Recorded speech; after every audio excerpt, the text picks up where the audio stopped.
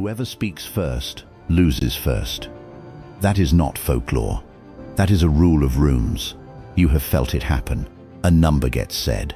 The whole table bends toward it. Nobody voted on this. Nobody agreed out loud. It simply happened, the way gravity happens.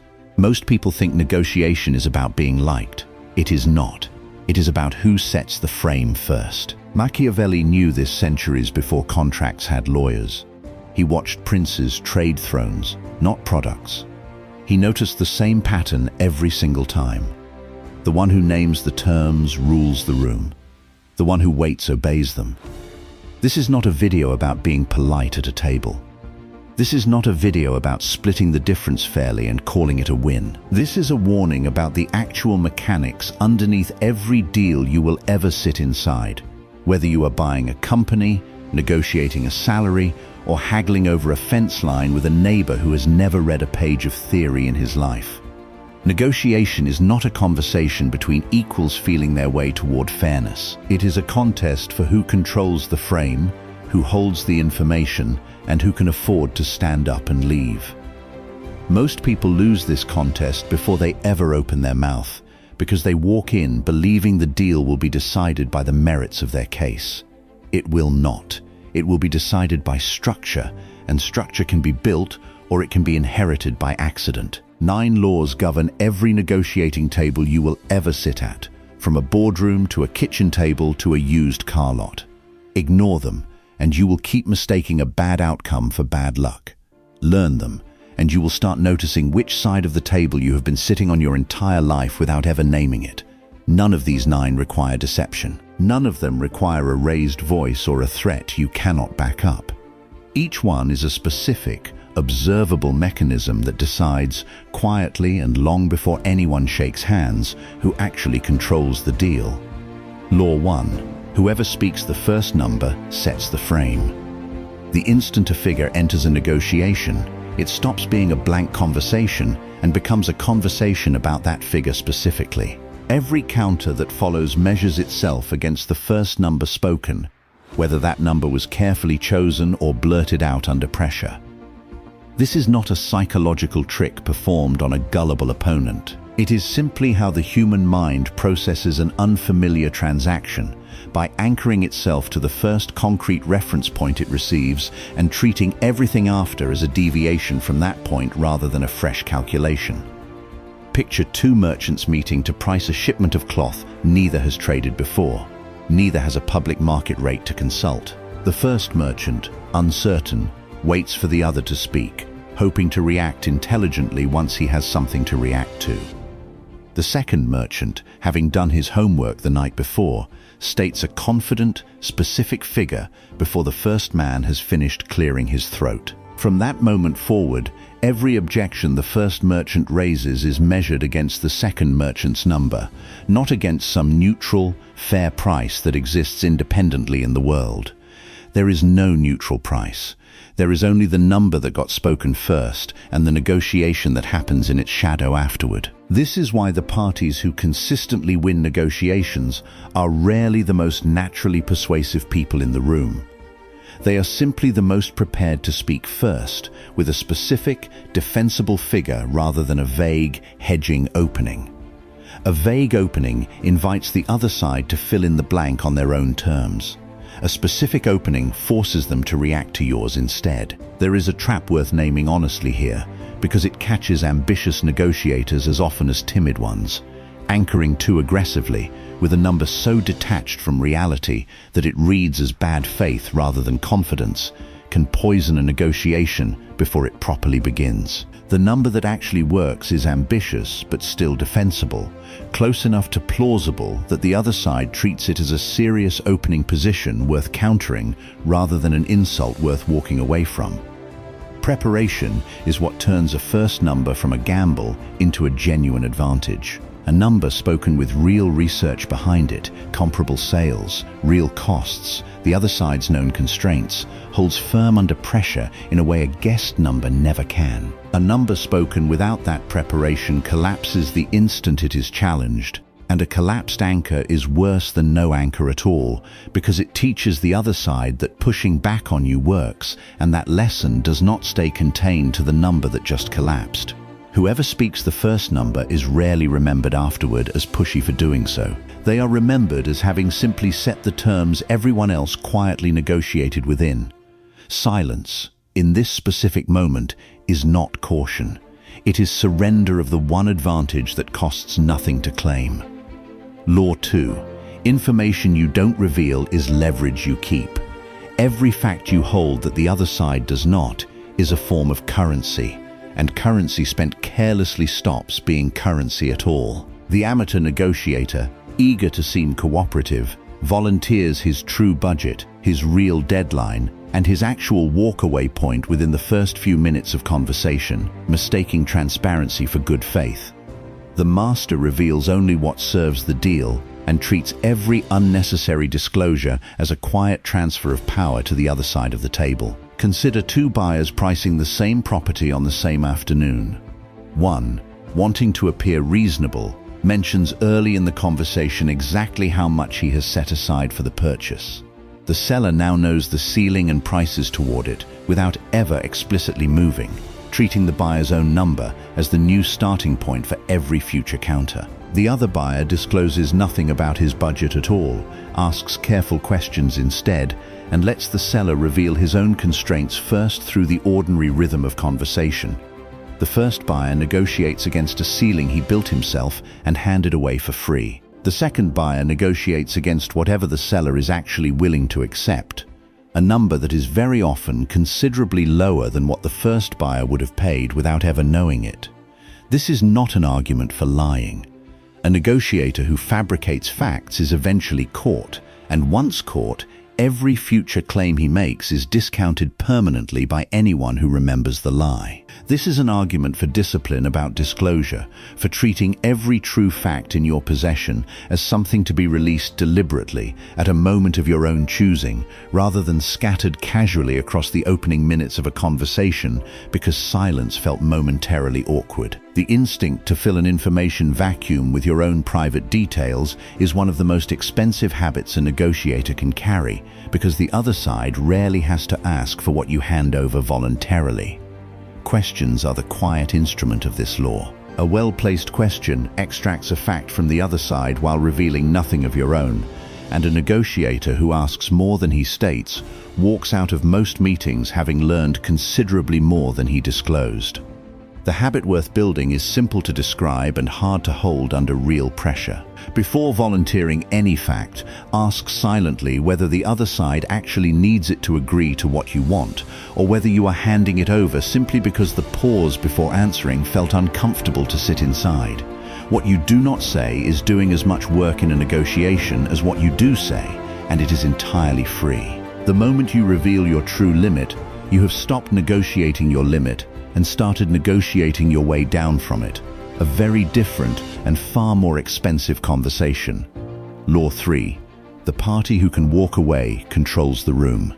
A negotiator with a genuine alternative negotiates from a position no pressure can fully reach, because the worst outcome available to him is simply returning to a life that was already acceptable before this particular deal existed. A negotiator with no alternative at all is negotiating from need, and need is visible, no matter how carefully it is disguised behind a calm voice and a confident posture.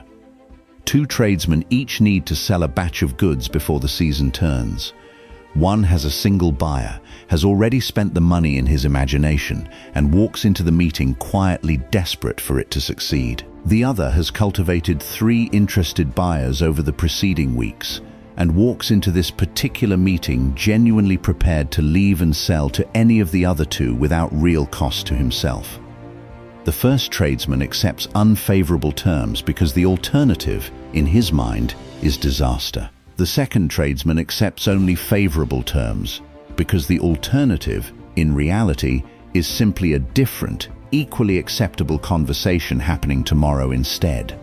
This is why the single most valuable preparation before any negotiation is not rehearsing your arguments. It is building a genuine alternative before you ever sit down, so that walking away is a real option rather than a bluff you are silently praying nobody tests. A bluffed exit, once discovered even a single time, permanently weakens every future exit the same negotiator ever claims again with that counterpart, because a caught bluff converts a genuine tool into a transparent, embarrassing performance.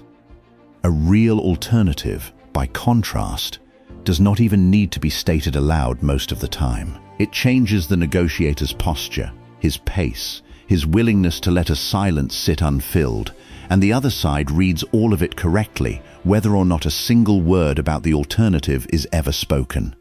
This law applies as plainly to a salary negotiation as it does to a shipment of cloth. A candidate with a second offer already in hand negotiates a title and a number from a position no counteroffer can fully unsettle, because the worst outcome is simply taking the other, already acceptable job instead.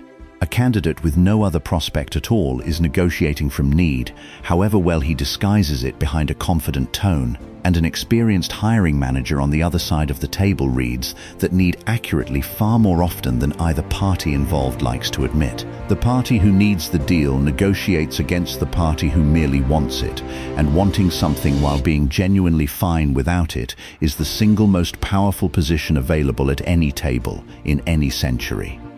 Law 4. Every concession must be paid for, never given free. A concession handed over simply to keep the mood pleasant teaches the other side exactly one lesson: that further pressure produces further concessions at no cost to them. The moment you give something away without asking for something in return, you have not built goodwill. You have built an expectation, and an expectation, once formed, is treated by the other side as an entitlement rather than a gift. Two contractors each agree to shave their price after a client pushes back. One simply lowers the number, relieved the tension has passed, and moves on without asking for anything in exchange. The other lowers the number only after securing something concrete in return: a faster payment schedule, a longer project timeline, a public reference afterward. The first contractor has trained this specific client to push again at the very next opportunity, because pushing worked cleanly and cost the client nothing at all. The second contractor has trained the same client that every concession is a trade, never a gift, and the pushing slows considerably once that lesson is learned even once. This law is uncomfortable to practice because it requires holding a small, low-stakes tension in exactly the moment where giving in feels easier and more pleasant than asking for something back. Most people concede for free simply to end an awkward silence, not because the concession itself was actually justified by anything the other side offered.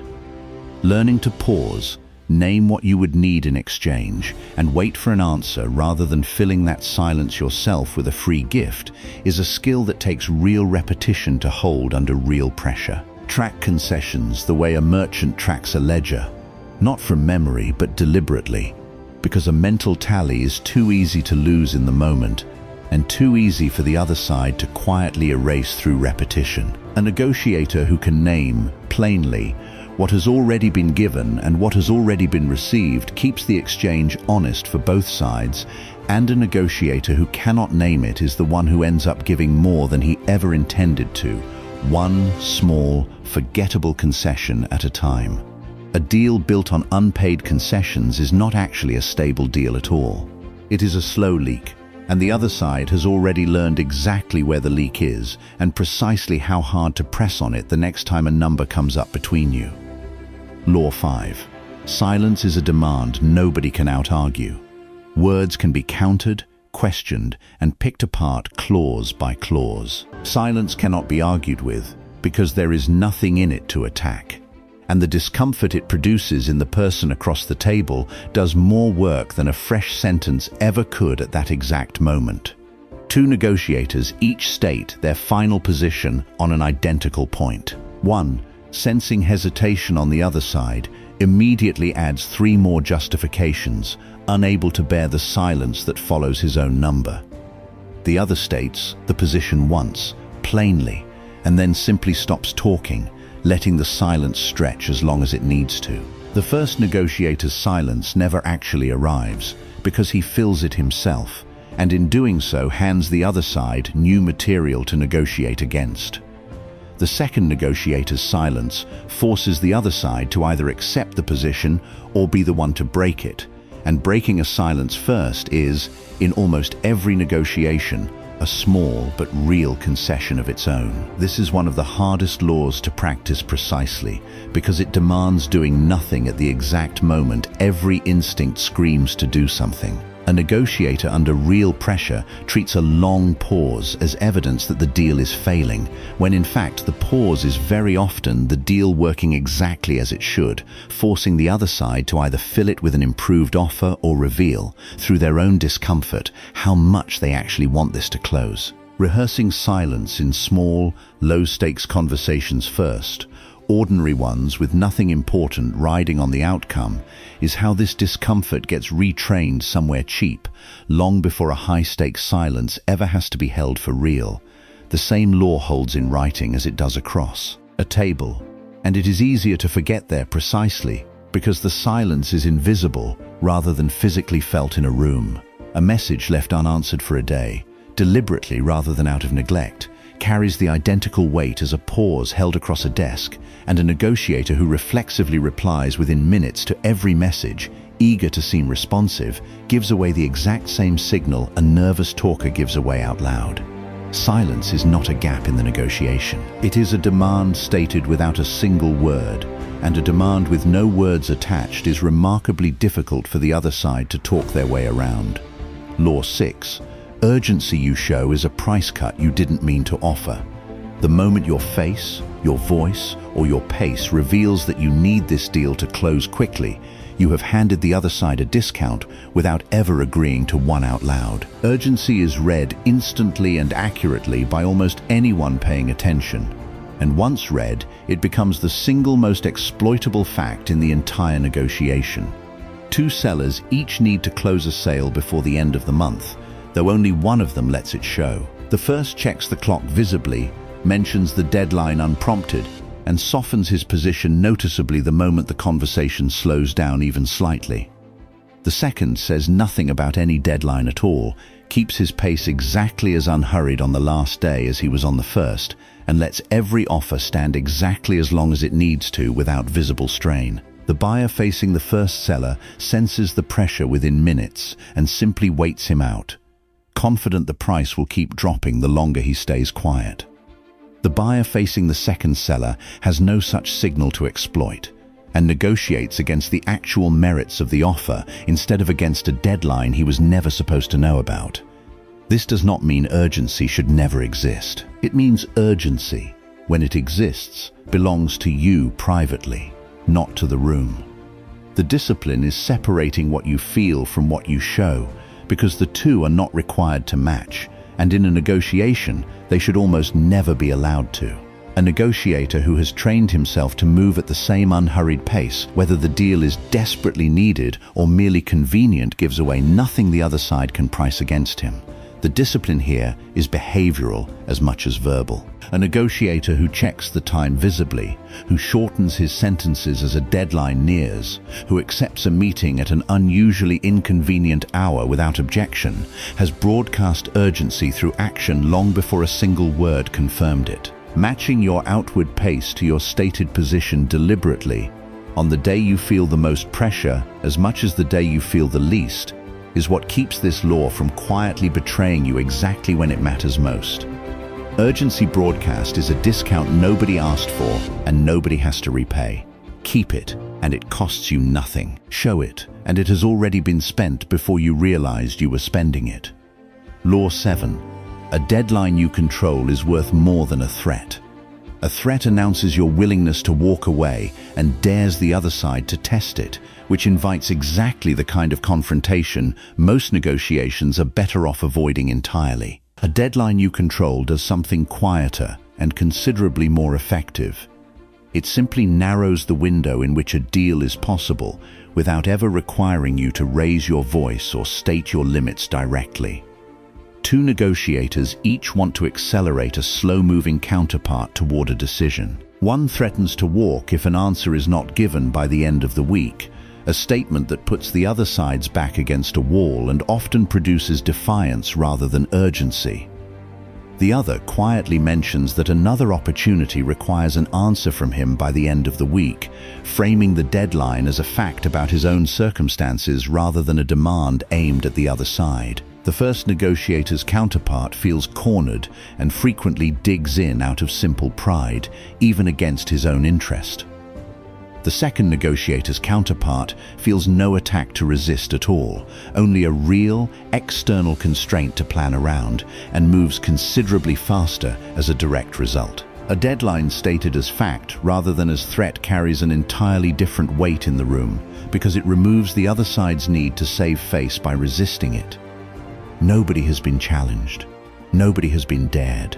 A real constraint has simply been named, and real constraints, unlike threats, do not require anyone to prove they are not afraid of one. The distinction between a real deadline and an invented one is not always obvious from the outside, which is precisely why it must be treated as a matter of private discipline rather than public performance. A negotiator who only ever claims deadlines that genuinely exist builds a reputation where every future deadline he names is taken seriously without question. A negotiator who has invented even one and been caught finds every subsequent deadline treated as a bluff, regardless of whether it happens to be true. This works best, and only truly works at all, when the deadline is genuine rather than invented purely for pressure, since a fabricated deadline collapses the very first time it is tested and is treated as a threat in disguise from that point forward. A real deadline you control, mentioned calmly rather than wielded aggressively, moves people that a threat never could, and it costs you nothing in trust when the day it names actually arrives. Law 8.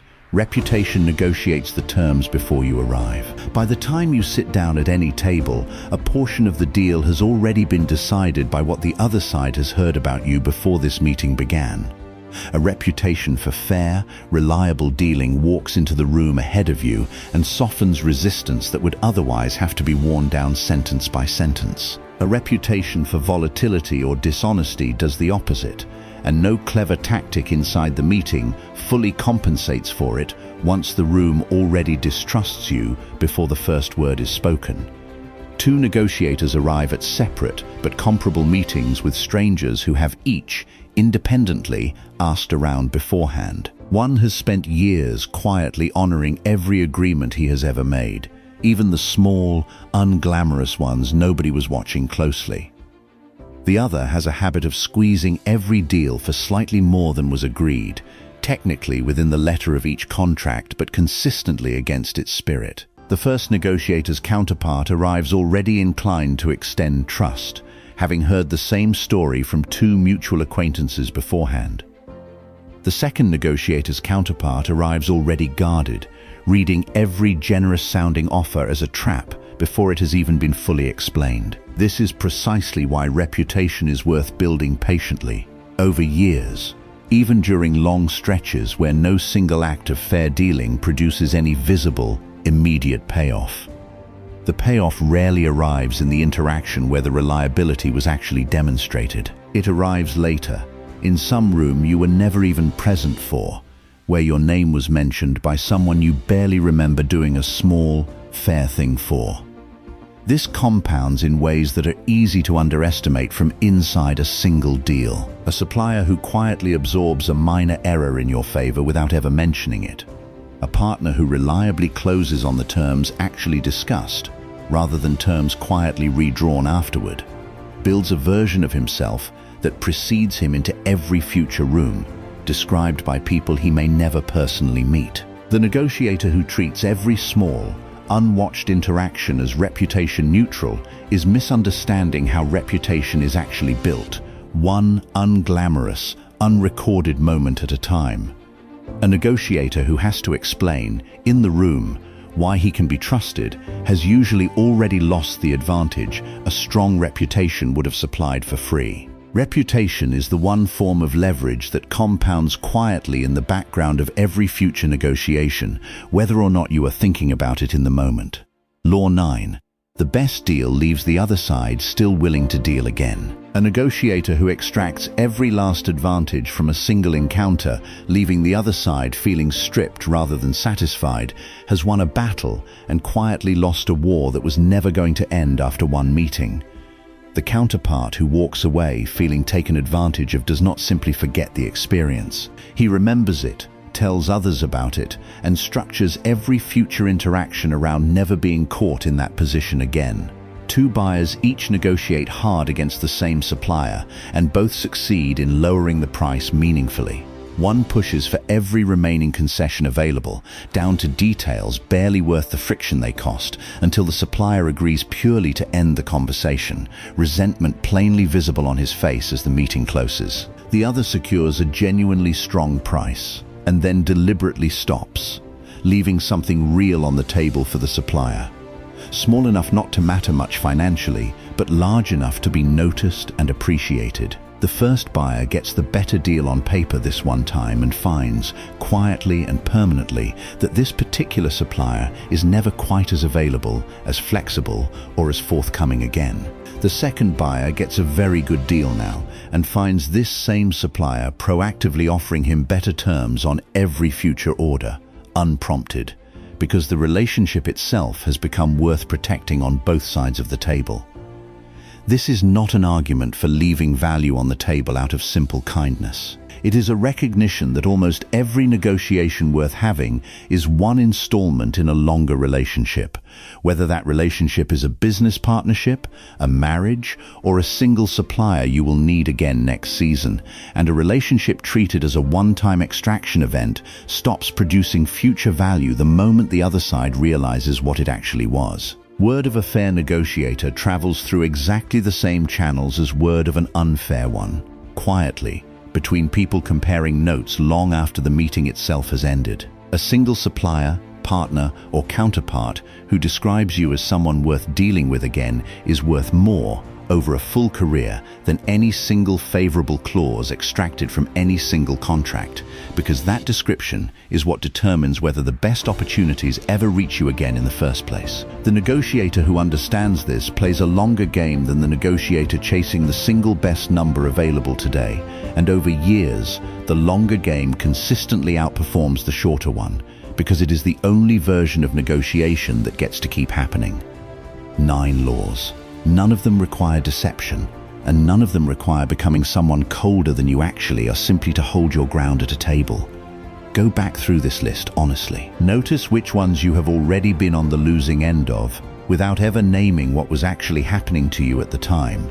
In a salary conversation, a purchase, a negotiation over something as ordinary as who picks up which half of a bill. That recognition alone changes how you sit down at every table from this point forward, because a mechanism you can name is a mechanism you can finally use on purpose instead of simply absorbing. If this changed the way you see the table itself, then don't stop here, because what you've heard in this video is only the surface. There are deeper layers to psychology, influence, and wealth that simply can't be explored fully in one video. Not because they don't exist, but because most people aren't ready to hear them. That's why most stay average. If you're not one of them, then subscribe, because every video here is designed to sharpen your mindset, increase your value, and separate you from the crowd. No fluff, no noise, just strategy. Most people will watch this and move on. A few will stay and change. Decide, honestly, right now, which one you actually are.